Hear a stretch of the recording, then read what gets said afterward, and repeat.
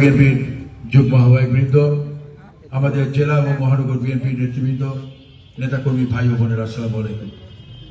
আজ থেকে 10 বছর আগে মালয়েশিয়ায় হৃদযন্ত্রের ক্রিয়া বন্ধ হয়ে আরাফাত রহমান কোকো আমাদের মাঝ থেকে চিরতরে বিদায় নিয়েছেন। আরাফাত রহমান কোকো কোনো রাজনৈতিক ব্যক্তিত্ব ছিলেন না। তার পরিচয় ছিল তিনি একজন ক্রিয়া সংগঠক। তিনি ছিলেন শহীদ রাষ্ট্রপতি জিয়াউর রহমানের কনিষ্ঠ পুত্র, দেশনেত্রী বেগম খালেদা জিয়ার কনিষ্ঠ পুত্র। 111 বাংলাদেশে সৃষ্টি করা হয়েছিল। সেই 111-এর সময়ে একজন ক্রিয়া সংগঠককে ধরে নিয়ে আধিপত্যবাদী শক্তি ষড়যন্ত্রে জিয়া পরিবারকে ধ্বংস করবার জন্য, নিশ্চিহ্ন করবার জন্য সেই দিন তারপরে অমানসিক নির্যাতন চালানো হয়। অমানবিক নির্যাতনে বিদেশে চিকিৎসার জন্য যায় এবং মালয়েশিয়ায় চিকিৎসার জন্য থাকতে হয়েছে। তারপরেই কিছুদিন মালয়েশিয়া থাকার পরেই তাকে ইন্তেকাল করেছেন। আমরা বলবো আরাফাত রহমান কোকোকে হত্যা করা হয়েছে। এই হত্যার মধ্য দিয়ে একটি মেসেজ দেওয়া হয়েছে। একই কাজে তারেক রহমানকে হত্যা ষড়যন্ত্র করা হয়েছিল। আল্লাহর অশেষ কৃপায় তিনি বেঁচে আছেন। দেশনেত্রী বেগম খালেদা জিয়াকে হত্যার প্রচেষ্টা চালানো হয়েছে। আল্লাহর অশেষ প্রচেষ্টায়, আল্লাহর অশেষ কৃপায় দেশনেত্রী বেগম খালেদা জিয়া বেঁচে আছেন। আমরা বলতে চাই, জিয়া পরিবারকে বারবার যুগে যুগে ধ্বংস করার ষড়যন্ত্র হয়েছে, কিন্তু মহান রব্বুল আলামিন জিয়া পরিবারকে হেফাজত করেছেন। জিয়া পরিবার বাংলাদেশের ঐক্যের প্রতীক, জাতীয়তাবাদী শক্তির প্রতীক হিসাবে এখনো বেঁচে আছেন। আমরা জানি আজকের দিনে তার মরদেহটি যখন ঢাকার গুলশান অফিসে অবরুদ্ধ বেগম খালেদা জিয়ার কার্যালয়ে নেওয়া হয়েছিল, সেখানে যে হৃদয় বিদারক দৃশ্যের অবতারণা হয়েছিল সেগুলি এখানে বর্ণনা করা সম্ভব নয়। যারা দেখেছেন সেদিন টেলিভিশনের পর্দায়, যারা দিন সরাসরি উপস্থিত ছিলেন, তারা দেখেছেন বেগম খালেদা জিয়া বারবার মূর্ছনা ছিলেন। তিনি বারবার তার সন্তানের জন্য মাতঙ্গ ছিলেন। যখন তার মরদেহ বনানীর কবরস্থানে নেওয়ার নির্দেশনা হচ্ছে, তিনি বারবার লাশ কফিন টেনে ধরেছেন আর বারবার বলেছেন, আমার মুখটা খুলে দাও, আমার নারী কটা ধনকে আরেকবার দেখি। এই হচ্ছে বেগম খালেদা জিয়া। এত নির্যাতনের পরও শেখ হাসিনার কাছে, আধিপত্য শক্তির কাছে, বাদী শক্তির কাছে আত্মসমর্পণ করেন নাই। আজকের এই দিনে মরহুম আরাফাত রহমান কোকোর আত্মার শান্তি কামনা করছি। মহান রব্বুল আলামিন যেন তাকে, মহান বিএনপির সাবেক সভাপতি, খুলনা মহানগর বিএনপির অন্যতম সদস্য আবু জাফর জহর মীর ইন্তেকাল করেছেন। মহান রব্বুল আলামিনের কাছে তার জন্য আমরা দোয়া প্রার্থনা করছি, রব্বুল আলামিন যেন তাকেও জান্নাতের শ্রেষ্ঠ মাকাম দান করেন। এই কথা বলে আমি আমার কথা শেষ করছি। খুদা হাফেজ। বাংলাদেশ জিন্দাবাদ, বাংলাদেশ জাতীয়তাবাদী দল জিন্দাবাদ, দেশনেত্রী বেগম খালেদা জিয়া জিন্দাবাদ, আরাফাত রহমান কোকো অমর হোক, তারেক রহমান জিন্দাবাদ।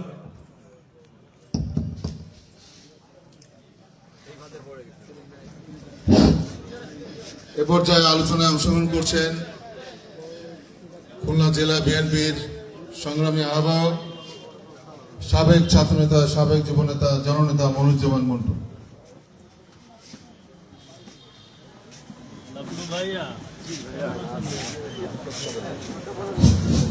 বিসমিল্লাহির রহমানির রহিম।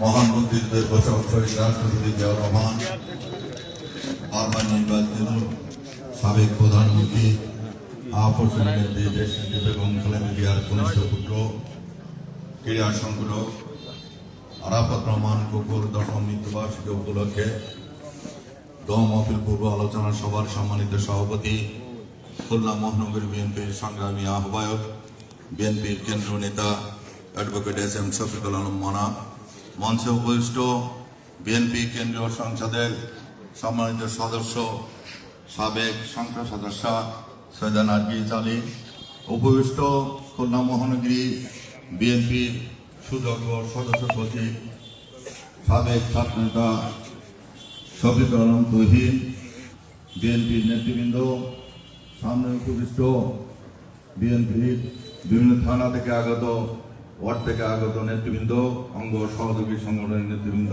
আসসালামু আলাইকুম। আজকে যে ব্যক্তি নিয়ে আমরা আলোচনা করছি, প্রধান একটা বিষয় সকলের কাছে লক্ষণীয়।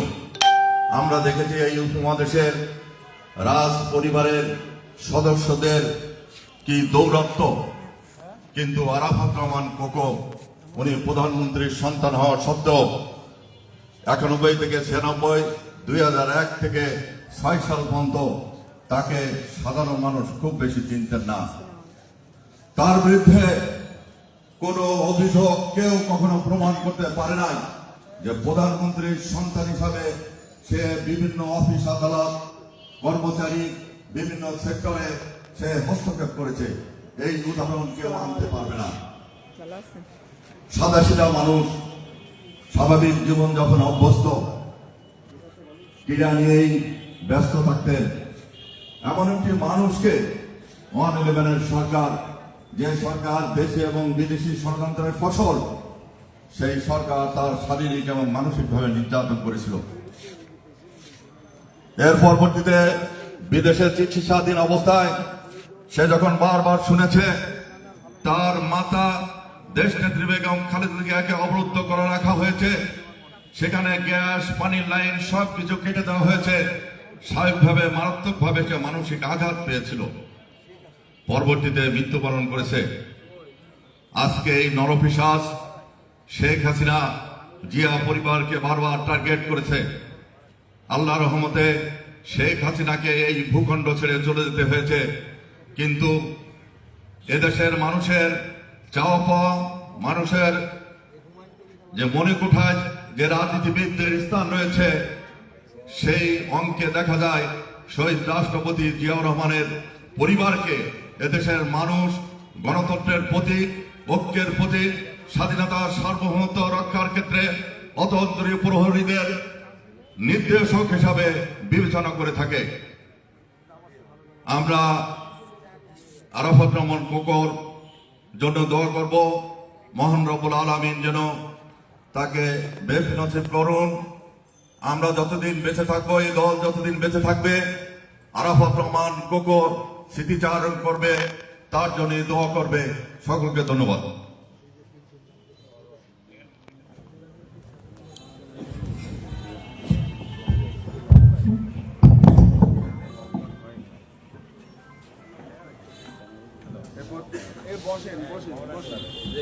এ পর্যায়ে এখন আপনাদের সামনে আলোচনায় অংশগ্রহণ করছেন কেন্দ্রীয় বিএনপির সম্মানিত সদস্য, সাবেক মহিলা এমপি সৈয়দা নার্গিস আলী।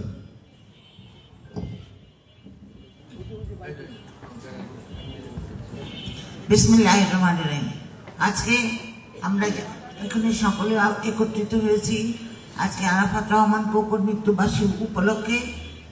এবং আজ প্রথমেই আমি শহীদ রাষ্ট্রপতি, স্বাধীনতার ঘোষক, বহুদলীয় গণতন্ত্রের প্রবক্তা, তলাইবিন জুড়ি থেকে যিনি এই দেশকে সমৃদ্ধি এনে দিয়েছিলেন, সারা বিশ্বে, আন্তর্জাতিক বিশ্বে বাংলাদেশকে একটি উন্নত রাষ্ট্র হিসেবে যিনি পরিচিত করতে পেরেছিলেন, তারই কনিষ্ঠ পুত্র এবং বাংলাদেশের প্রথম প্রধানমন্ত্রী আপসী নেত্রী বেগম খালেদা জিয়ার কনিষ্ঠ পুত্র আরাফাত রহমান কোকো, তার আত্মার মাগফিরাত কামনা করছি। শহীদ রাষ্ট্রপতি জিয়াউর রহমানের আত্মার মাগফিরাত কামনা করছি। এবং আমাদের সকলের প্রিয় নেত্রী, দেশনেত্রী, আপসী নেত্রী আজকে বিদেশে চিকিৎসাধীন, তার প্রতি আমি দোয়া করবার জন্য সকলকে অনুরোধ করব যেন তিনি দ্রুত আরোগ্য লাভ করে আমাদের মাঝে ফিরে এসে আবারও তিনি রাজনীতি হাল ধরতে পারেন। আমি শুধু একটি ঘটনার কথা বলে আমি আমার বক্তব্য শেষ করব। আপনারা সবাই জানেন 111-এ আমাদের জিয়া পরিবারের 3 জনকে গ্রেপ্তার করা হয়েছিল। শহীদ রাষ্ট্রপতি জিয়াউর রহমানের কনিষ্ঠ পুত্র, জ্যেষ্ঠ পুত্র এবং আমাদের প্রাণপ্রিয় নেত্রী বেগম খালেদা জিয়াকে। সেই সময় ম্যাডামের আম্মা মারা গিয়েছিলেন। মারা গেলে পরে আমরা তখন সকলেই ম্যাডামের বাড়িতে একত্রিত হয়েছিলাম। অবাক হয়ে দেখলাম এমন কায়দায় জেল থেকে তাদেরকে আনা হলো। প্রথমে গিয়ে ম্যাডামকে আনা হলো, ম্যাডামকে এনে আবার ম্যাডামকে তার মাকে দেখে ফেরত দেওয়া হলো। এরপরে আনা হলো তারেক রহমান সাহেবকে, এনে তার দাদিকে নানিকে দেখায় তাকে নিয়ে যাওয়া হলো। এরপরে আনা হলো কোকো সাহেবকে, তাকে তার দাদিকে দেখায় ফেরত না হলো, যাতে কোনো মা সন্তানের সাথে দেখা না হতে পারে।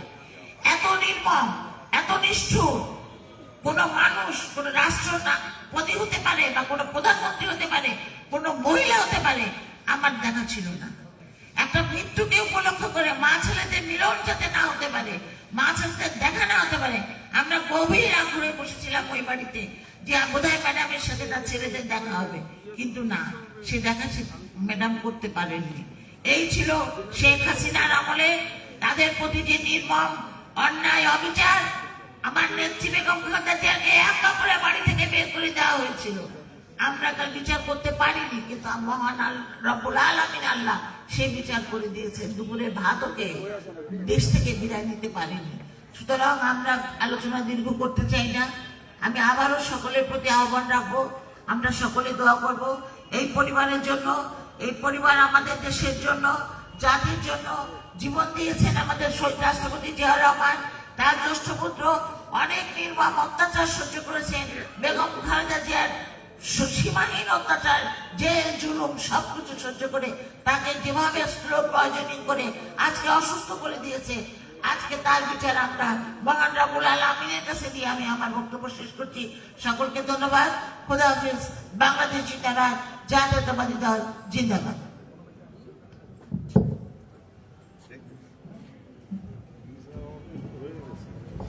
প্রিয় ভাই বোনেরা, আলোচনা সভার আমাদের শেষ পর্যায়ে এখন আপনাদের সামনে বক্তব্য রাখছেন আজকের আলোচনা সভার সভাপতি, খুলনা মহানগরী বিএনপির সংগ্রামী আহ্বায়ক, জননেতা অ্যাডভোকেট SM শফিকুল আলম মনা। আলোচনায় এখন বক্তব্য রাখছেন অ্যাডভোকেট SM শফিকুল আলম মনা। বিসমিল্লাহির রহমানির রহিম। আমাদের সকলের আদর্শিক নেতা, বাংলাদেশের মহান স্বাধীনতার ঘোষক শহীদ রাষ্ট্রপতি জিয়াউর রহমান, দেশনেত্রী বেগম খালেদা জিয়ার কনিষ্ঠ পুত্র, যিনি দীর্ঘদিন